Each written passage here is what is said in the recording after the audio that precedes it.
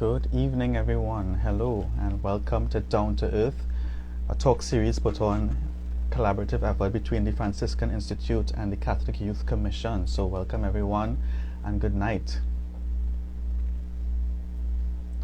With me this evening, joining us very soon will be Analisa Ramsahai, the project coordinator at Franciscan Institute.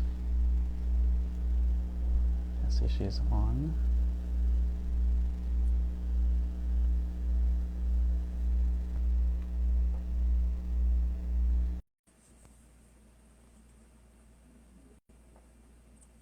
So we're here tonight to talk about For the Earth, Laudato Si movement. Hi, Analisa. Good night. How are you doing?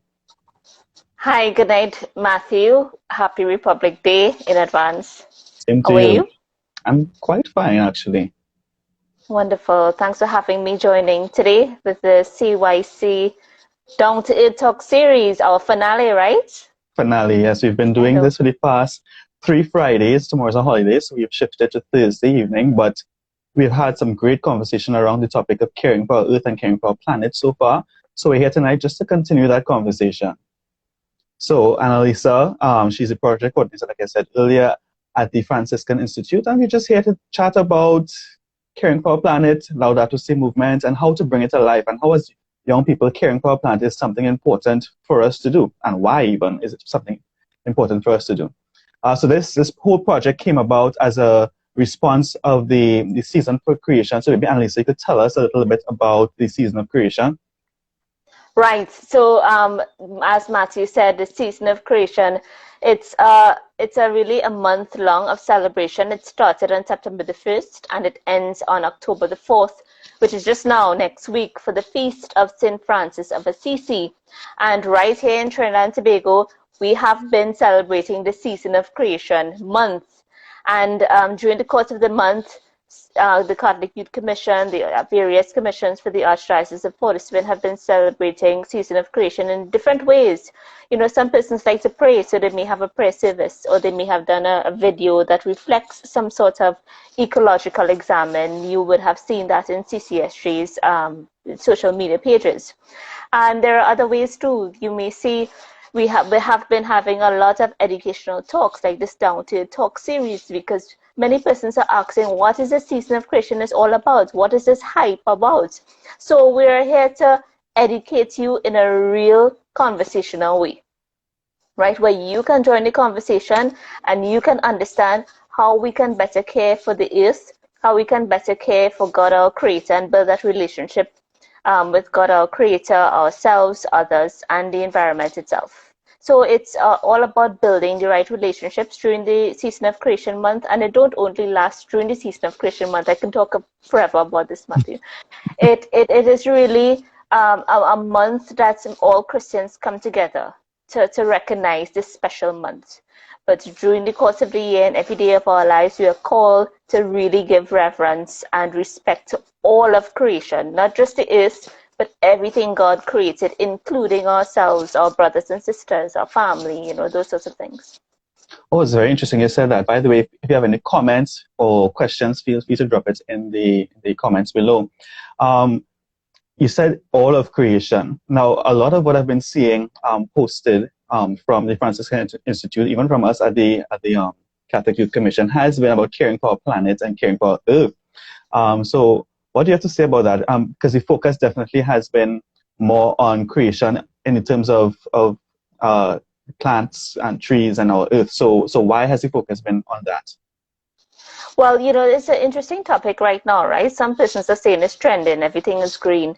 But let's go into our Catholic social teaching a bit, right? Sure.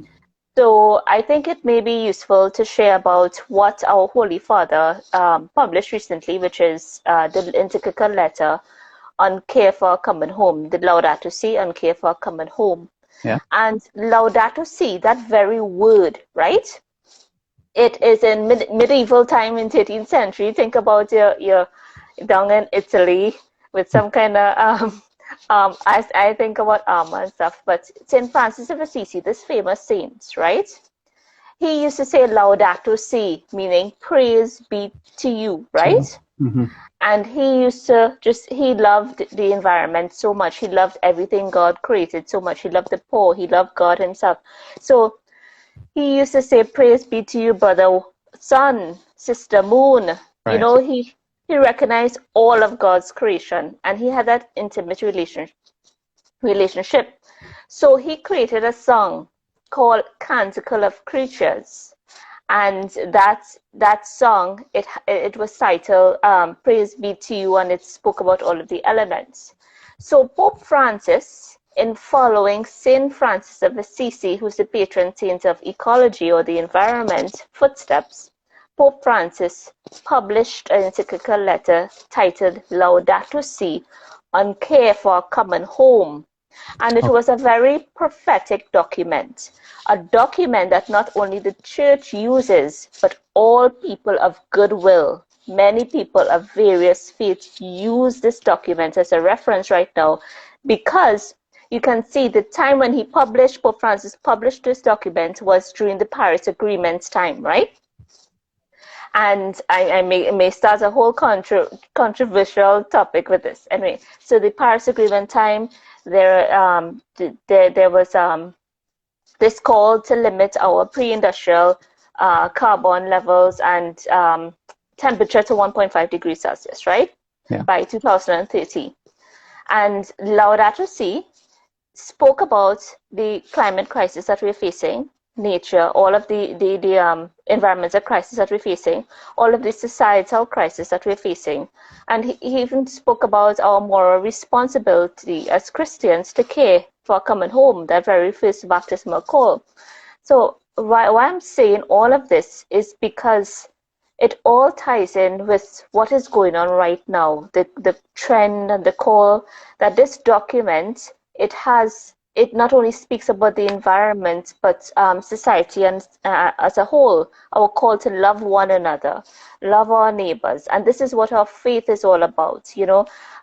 It calls us to respond to not only the environmental challenges, but the poor who are facing the effects of these environmental challenges, like flooding, like the hurricanes, the wildfires, the loss of the biodiversity. They are the poor and the vulnerable too. So I'm doing this talk, Earth Summit, coming up next week in India. And I'm going to be talking about the implications of climate change on the vulnerable, especially the children. So can you imagine the children are the vulnerable ones for what the Earth is experiencing now? And, you know, this document and many of the research and the scientific articles that have been recently published too, like the IPCC report, it ties into how our human consumerism are causing and can be the root cause to all of these implications that we are talking about. So, you know, I'm talking about the earth, right? And how it's suffering. And like Pope Francis shares that the earth is in peril. It is becoming more and more like a pile of filth because of our wastefulness as humans, of our greed, of our consumption. Imagine you go in KFC, right, Matthew? And you ask them for a big deal.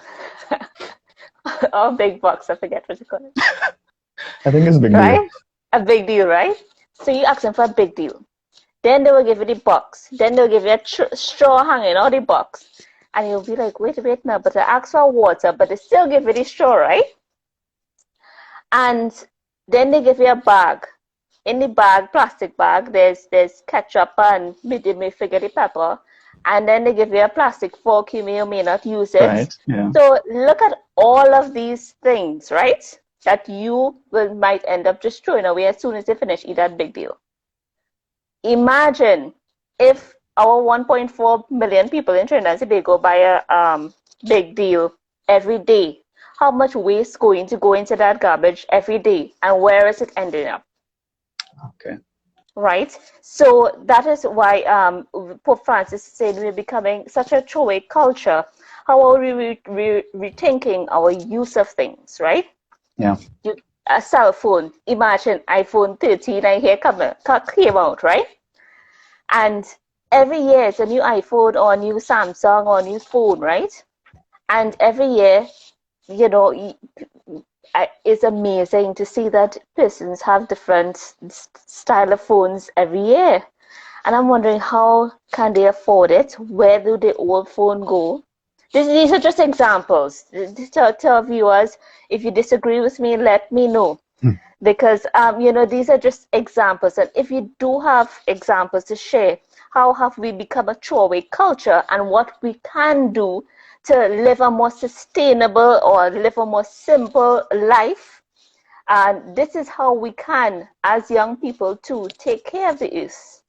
Rethink of how we use things. Just imagine somebody viewing here right now on Instagram Live probably have their phone charger charged and they forget that it's still plugged on the outlets, Right. and with no phone charging. Yeah. These are just examples, right?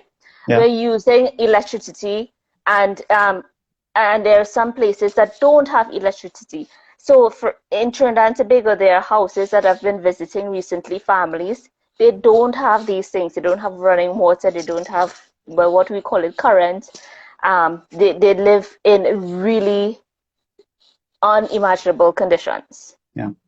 And these are little children I'm seeing. And it is Trinidadians I'm seeing. It's not just, people are saying, oh, they're migrants and refugees and so on. They're Trinidadians. And even in the encyclical letter, they speak about how are we treating our poor, our refugees, our migrants, all of these things. So the conversation is not just on the environment, but when we talk about the creation, we talk about our relationship on a whole, right? With our relationship with God, our relationship with ourselves, our relationship with others, and our relationship with the environment. I think that will really help us to understand why Pope Francis is calling us as a society to start a conversation, start this down-to-earth conversation. Let's start to do something now. That is why this topic is about more action and less talk. Let's start to do something now, because everybody talking. We can do something. We can do something very small. For example, like I just said, we can use one less straw. We can use, like in our other doctorate series, where do we when we buy our Catholic news, how do we reuse it? If you're going down the road to buy a coconut water, or we go to a grocery store and we get a plastic bag, how do we reuse these things, or do we just throw it away? So we have to care for us now, so our future generation and our young people can, have this same beauty and wonder that we're enjoying now. Yeah. Two things come to mind, Analisa. You are saying that the earth is suffering, but I feel like some human beings feel like they're suffering too. The heat these days has been terrible. I think we've been recording the hottest days locally since for 2021. I saw highs as much as 37.3 degrees Celsius or something like that. So definitely, air condition, people have to keep cool. So you're suffering, but using air condition, that is contributing towards the carbon footprint and making it even, I guess, more difficult, more emissions, and is in a sense destroying the planet more. So why would a young person, why should I think about these things? Because shouldn't I also have, a need to be comfortable as well? I definitely don't. I also don't see the urgency of caring for our planet and Earth, because at the moment I just feel, yes, we have hotter days. Sometimes we have hurricanes coming ever so often, but other than that, it's a pretty normal life, for a young person. So in terms of what's happening in the climate and on the earth, and so why should we, put all this effort and energy towards caring for our planet and our earth? That's a great question. I really love that you asked that question. Now, Father Hugh said in our last session, it starts from our hearts, right? That conversion starts from our hearts. And I'm going to give you a real life example. So imagine you rented an apartment, right? You get in a salary, and I'm talking about all young people that come out of university, or they're probably in university now, or thinking about going to university, and they want a place of their own. And you would think about, okay, you have to pay rent, right? But then part of the rent say utilities excluded. So you know that you have to pay the electricity bill. And if it's in on the AC all the time, you know that is the biggest consumption of energy. Right. Right? So the AC is getting hotter. The place is hot. So you're really not into the fan anymore, right? You really want that AC. And we have our culture and our needs have changed a lot, right? Mm-hmm. So long time we used to depend on opening the window and getting some breeze or some fan. Now it's AC all the time.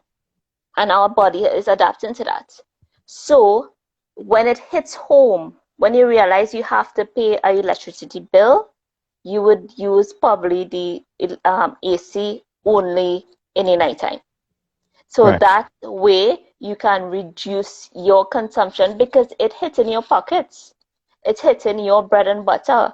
And that is how, you know, I was at a climate change conference, right? And the person from the Met Office in Trinidad and Tobago, he was saying, that is what the parents are feeling right now. The places are getting hotter. That is the reality. Our global temperatures are increasing. Even the other day, you saw temperatures such as 34 to 35 degrees Celsius, right? And that is going to be reflecting every year.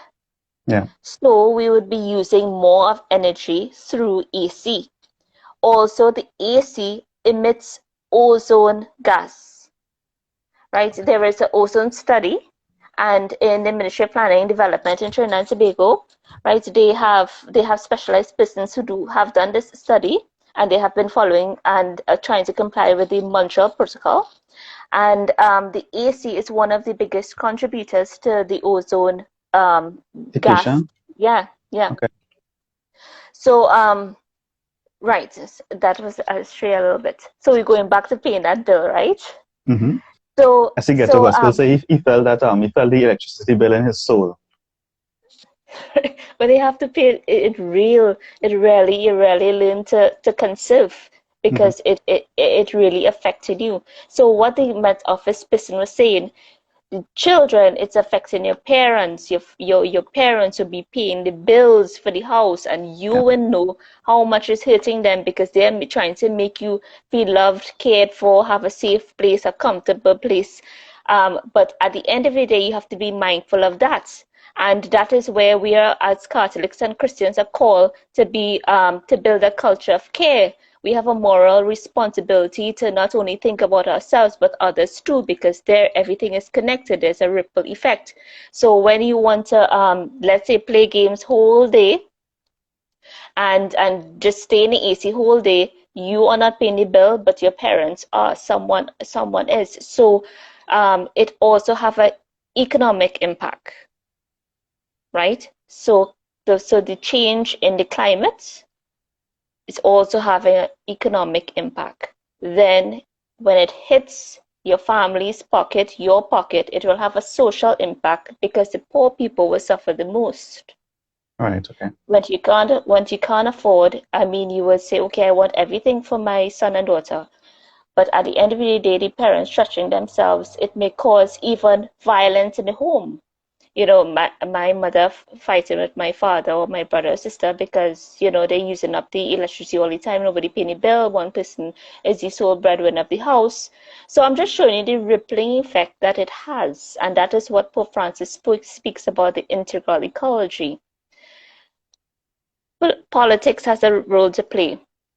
Society has a role to play. The church has a role to play. Right? The family has a role to play. The economic, social, everything has a role to play. Everything is connected. That is the web of relationships in caring for the environment.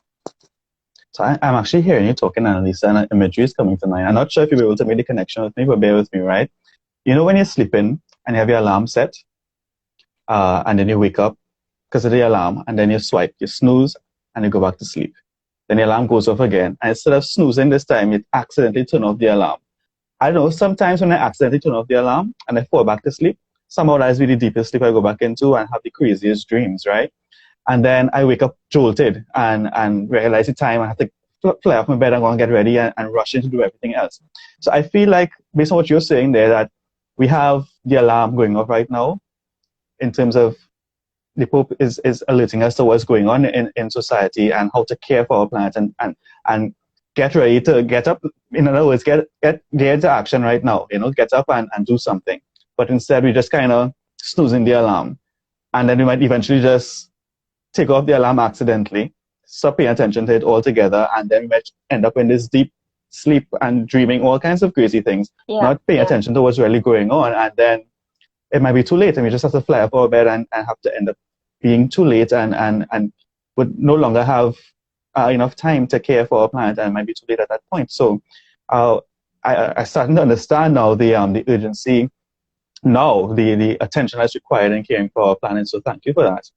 We have a question that came in just now. Where is it? What do we say to others working in industries like this? Sometimes I wonder if we make them feel demonized for their work, people working in the fossil fuel industry, etc. That's a great question. Well, I used to work in the oil and gas sector for many years. Yeah, I dealt with environmental compliance. And I believe that each one of us can make a difference, because that was my conversion experience, through that experience. Because I realized, you know what, I have the ability to use my gifts to really advocate and encourage others to live a more sustainable lifestyle, and let's invest in renewable energy. So we are a mature oil and gas sector. Right. That is Trinidad and Tobago bread and butter. I believe, though, that we can invest in renewable energy and take that opportunity to be at the forefront, and especially in Trinidad and Tobago, we can, invest in, let's say, solar, invest in wind, invest in, we have facilities, we can, really call on the fossil fuel industry to take up that initiative to implement these policies in their sectors. So it could have some sort of greening in their sector. So it wouldn't be heavily fossil fuel, so they can take small steps and small changes to make that bigger changes when we realize, wait, now there's no more oil and gas. So we would have implemented things and put things in place to change our system. So a more systematic change. Okay. Right. So I see that BP and Shell, they're looking forward to investing in solar fields in Trinidad and Tobago in the near future.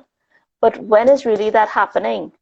So that is what we are calling on government leaders, and why I'm saying we, because I'm part of the Laudato Si Generation International Group of the Laudato Si movement, and we are calling on government leaders to take decisive action, to take concrete action, to take collective action, and stop always beating around the bush and say, all right, we'll come back to that.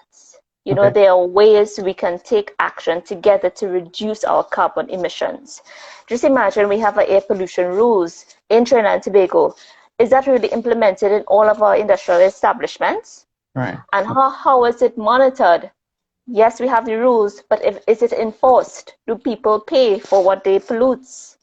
These are questions that we have to really ask ourselves and commit ourselves and question our leaders. These are ways that we can have some sort of change and implement some sort of change in our industry. Okay, so you said you're part of the Laudato Si movement. Can you tell us about that? Right, so the Laudato Si movement is an international movement. Right, we have been inspiring and mobilizing people to take climate justice and building that ecological conversion. And Trinidad and Tobago has recently launched their Laudato Si movement chapter, meaning that they have a Laudato Si movement in Trinidad and Tobago. And it is a great opportunity. I have met tons of people all over the world, and especially through my World Youth Day experience. That's how I got connected to Laudato Si movement, right? Mm-hmm. So in Trinidad and Tobago, we have launched recently this Laudato Si movement, and this is how we have been really partnering with the Season of Creation, because the Laudato Si movement helped mobilize Catholics, young Catholics, the Catholics in the whole in the church, to take action, climate action. Right, and they have been the they really the mobilizing force for Catholics to take part in Laudato Si Week, Season of Creation, to build Laudato Si circles. Like, for example, you have a Laudato Si circle in your parish, a little group where you can meet once a month, have a little picnic. It's COVID time. Okay, we'll have a little Zoom get together and do some reflection. You can also build your relationship in understanding the encyclical letter, by taking a little small paragraph and reflecting on it. What does this mean to you? It goes on a nature walk. We have beautiful places in Trinidad and Tobago to really embrace, because, I love to go in, these simple little parks that we have. Palm East Park, the Savannah. Right. Yeah, going down in the savannah in St. Augustine or something, all of these areas that we can really utilize and understand that, see the mystery of God's creation all around us. And the Laudato Si movement, we have had opportunities where you can get training and leadership through Laudato Si animator course. And you can become a member, you can be a Laudato Si animator, you can become part of a Laudato Si circle. And right here in your country of Trinidad and Tobago, you can join together with, and you can get this information from CYC. How can you become a member? There's a link where you can sign up and register online. You can also be part of things to advocate for change. So right now, the Laudato Si movement, we are asking persons to sign a Catholic petition online, Healthy Planet, Healthy People, where there are these UN COP coming up, 15 and 26, where we're signing this petition because Pope Francis is going to this COP 26, and he's going to be that moral voice, asking and begging the climate leader, let us reduce our carbon footprint and reduce our greenhouse gases by, let's say, 2030. Okay. Right? So we can limit our global temperature to 1.5 by 2030 and take some sort of concrete action. It's not only about planting trees and gardens, and it's about a community action too. So you can do small things at home, such as reducing your single-use plastics. These are ways that, and you have ideas. Children has brilliant ideas. I have been marking papers whole day for the Season of Creation Challenge right now, and we had hundreds of entries coming in, right?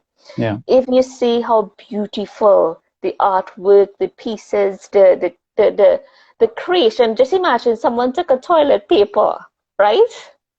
The brown parts when they finish, Right. and Yeah. they reused that and had like a whole amazing creation with it, creating a whole ocean bed. I mean, I couldn't even think of that, and this is like a 5-year-old child.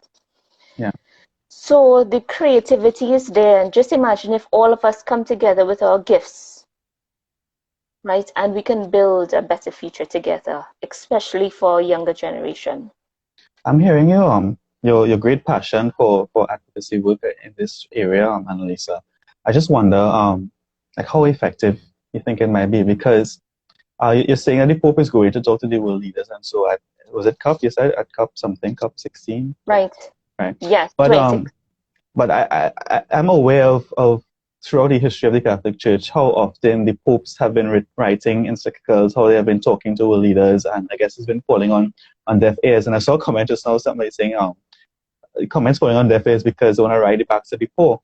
So I'm wondering, how much sense it really makes. Should we really bother at all? Does it make sense to try? Because if at the end of the day, the powers that be, the persons who are running the governments, the persons who are running the world powers, if they aren't on board, can we really actually make a change?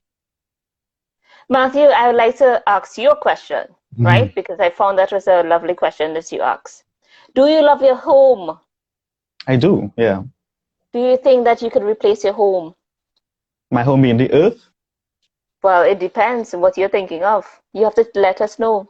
So is Right. it home, the earth that you're thinking of, or home, a house? Where is it now, right now? Well, I'm in an apartment right now, so I wouldn't consider this home necessarily.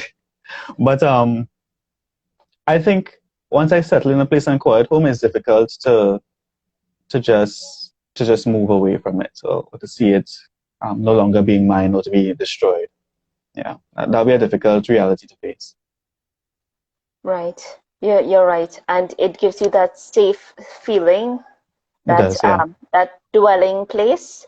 And possibly you may have like this corner or in your apartment, in my corner, if you look right here, I have my little uh, corner where I have in my apartment where I have my I call it my chapel, right? Like that's my sacred space. Imagine I do my gospel reflection and prayer there. I hope no sisters watching this because I might get buff up. So, these are little areas that you make yourself feel at home, right? You Yeah. have God with you present. You feel loved and cared for. You have this place where you could be under. Imagine people who don't have a home at all. Okay. Imagine homeless people, right? So why I'm asking that and why I ask this question is because the earth is so gives us all of the things that we need: our food, our fresh air, our we go outside, we have this great feeling because the sun or the rain, what I'm saying. So Yeah. can we live without it? That's the question, Right. right? Where do we go from there, right? So that ties in with the theme, a home for all, renewing the oikos of God, that we are celebrating for season of creation. And that is how come we really wanted to spread awareness for the season of creation, this down to earth talk. How can we create a home where we could want to share it with others, the same special feeling that we have, that we're feeling right now? Yeah. How can we provide a continually provide a place of comfort for others to enjoy it? Let's start with our children. Let's start with our family right here around us. If you have a dog or cats or chickens, when I speak in the islands, as the regional coordinator, I use the institute. We serve in Grenada and St. Lucia as well, Okay. and they really like their sheep. They like their chickens. They like their. It's a really down to earth culture, really humbling experience, and everybody through their different cultures and upbringings, they have their own meaning of what home is like for them. Okay. And all of these cherished moments, they want to protect it, they want to preserve it, they want to pass it on. And this is a personal conviction that they share. And through this personal conviction, they want it to grow for other persons to reach the community conviction. And this is what we call an ecological convision. And this is possibly what Father Hugh was referring to. Um, it starts within your hearts. Change and hope, it starts within your hearts. And I think that's how it started for me, Yeah. And we're always talking about, is there hope for us, right? And I think Pope Francis shared recently on it, hope, may our struggles and concern for the uh, planet never take away our joy of hope. Okay. And as Catholics and people of faith, I think that is the beauty of our faith. We are always so hopeful. And no matter what challenges we face, we're always so generous to help each other, especially the poor. And why I'm talking about the poor a lot is because recently I've been visiting a lot of homes that and peace persons who have nothing. So um, it is really really important to hear the cries of the earth and the poor as well, especially our children. Schools Yeah. start back. Children, many of them don't have devices. I've been running around trying to get books and pencils and those sorts of things to people that I took it for granted. I thought, people have that right now, but many persons don't. COVID situation has really brought turmoil in many family lives, and through the loss of jobs, they were not able to provide these basic things for their families. They were always trying to see how they could bring food on the table. But things that we take for granted, like stationaries and books and well, you know, um, devices, Mm-hmm. Internet these access as things, well. Yeah. right? Yeah. Yeah, so I possibly strayed on the topic because it's on my mind, but I think it's No, but we're important because it talking about tied. caring for people as well, not just the Right, planet. So yeah, definitely right, still on yeah. topic. Right. And that is why I'm glad that the Catholic Youth Commission is taking this stance and this initiative in starting these conversations. This is what is needed, but action as well. And I want to tie Yeah. back to that topic, more action, less talk. We Yeah. can work together, and I think collective action is what we need. Yeah. We can come together and really put our minds. We have different talents. Matthew, you probably could sing, but I can't sing at all to save my life, right? Right. I could possibly do some kind of graphic design and call that George. Right. So these are ways we can really raise our voices and ask persons to let's start by doing something small. So maybe I can give you some homework and the viewers, Matthew and our viewers. The next Sure. time you go and buy that big meal, that big box meal, right? Can you not, how can you reduce your single-use plastic? Yeah. The next time you go to work or you go to, you go to class, well, I'm saying go to class, but how can you not use that plastic water bottle? Or how can you reuse it? Right? Those sorts of things. Have you ever thought about washing your foil? Those are things that Yeah. you would That's think actually that something I started recently. yeah, these are simple things that you can do to really help that simple lifestyle get into you, Yeah. your habits. Yeah. Oh yeah. Well, thank you so much, Annalisa, for your advocacy work. I, in terms of going out to reaching out to those in need, and so if someone would like to jump on board and join the Franciscan Institute with that, how might they do that?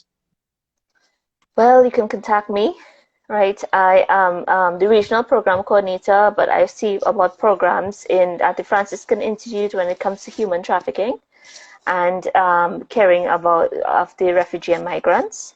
The Franciscan Institute, we also provide mental health support. So persons who are in need of mental health support, we can, especially, let's say refugee and migrants, they would need mental health support as well. So we Yeah. provide services for those things. So if you would like to join our special projects, we have Laudato Si projects. Because I'm connected with the Laudato Si movement and I am part of the Laudato Si generation, which is the youth ministry for the Laudato Si movement internationally. We really have a lot of programs and we prepare a lot of materials and so on to go to do talks, right? And we also do projects such as and work with communities such as we were doing a community garden recently with the Rotary Club. We had partnered with the Rotaracs, Okay. and we are doing eliminating a hunger project for one of the communities who don't have water. And we created a community garden, right? These are examples of how we can help those in need. We have been helping in food, persons get food recently. Yeah. That way we have been having a lot of food drives. And we have been trying to serve through members of our Justice, Peace and Integrity of Creation Committee. They have been helping us do outreach in the different areas in Trinidad and Tobago. So not just Port of Spain or Sando, but Down Rio and Sandy Grande and, all of these places, Point. So we have been really reaching out to persons, not just Venezuelan refugees and migrants, but also local Trinidadians. Yeah. And then you would have seen that we are really involved in the season of creation, right? The season of creation, the Franciscan Institute, we partnered with the International Ecumenical Season of Creation through the Laudato Si movement in 2018. And that is our first. We did a climate march with Sister Arlene in St. Dominic's Children's Home, right? Okay. And that was our first time we participated for the Season of Creation. And then the sisters say, okay, let's do a Season of Creation challenge. So they say, we are not going to call it competition, but a challenge, because as Franciscans, we really encourage others to work with each other. So we decided to do a Season of Creation challenge in 2018. And because the Institute serves in 3 islands, we extended the challenge to the 3 islands, Grenada and St. Lucia, and we started off in schools. So this is how we began Season of Creation. And then we asked persons to join us. So CYC joined, and they say, okay, well, I would encourage the parishioners to join and participate. And we had a winner last year, Angelo, right? From CYC. Right, yeah, from CYC. And this year CYC, you know, did a really tremendous job in getting together the various commissions for the Archdiocese to participate for the Season of Creation through different ways. And we are ending the Season of Creation with an online prayer service, the Laudato Si Movement TT chapter, right? They have come together and they're having an online prayer service for the Feast of St. Francis of Assisi on October the 4th. And this is from 8 p.m. to 9 p.m. And it marks the ending of the Season of Creation. And the theme is a home for all, renewing the oikos of God. And just sharing, the oikos is a Greek word meaning home or household, right? So how do we renew the home of God, right? So we really want to come together, and it's an opportunity that we can really build our relationship and work together to not only celebrate the Season of Creation, but celebrate Laudato Si and keep living Laudato Si and bring it to life all throughout the year. Not just for 1 month, but all throughout the year. And I challenge you to send your suggestions to us. How can you bring Laudato Si life in your home, in your area or community? Share it with us, because we want to learn from you too. We are always looking for ideas, and we are always looking for ways that we can partner and grow together with you, because it's so amazing how persons can think differently but still form the body of the church, right? Yeah, definitely. That beauty of talent. So this, I encourage you to be part of the Laudato Si Movement TT chapter, and you can do so by connecting with Matthew or CYC, right? And you can form your Laudato Si circles where you can meet every 2 weeks, every week. You could ask Father, can we have a mass, a Laudato Si mass?